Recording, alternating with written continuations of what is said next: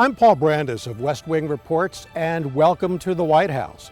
You know, every president but one, George Washington, has lived here under this roof.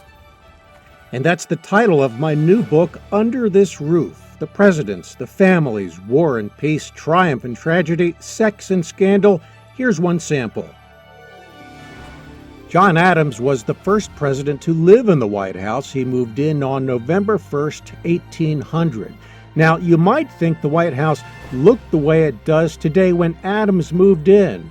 Not so. The North Portico did not exist, nor did the South Portico. They wouldn't be added for another quarter century.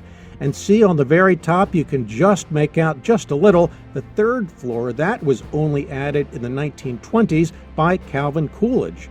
So what did the White House look like when John Adams moved in? This. In fact, when Adams moved in, the president's house, as the White House was known back then, was quite unfinished, but far enough along to live in. First Lady Abigail Adams famously hung the family's dripping laundry in the public audience chamber, today known as the East Room.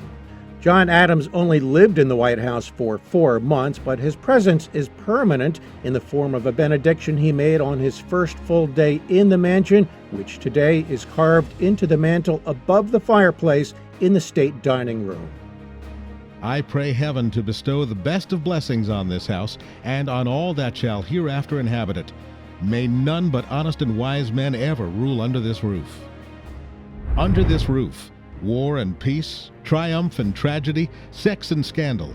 Under this roof, available on Amazon and bookstores everywhere.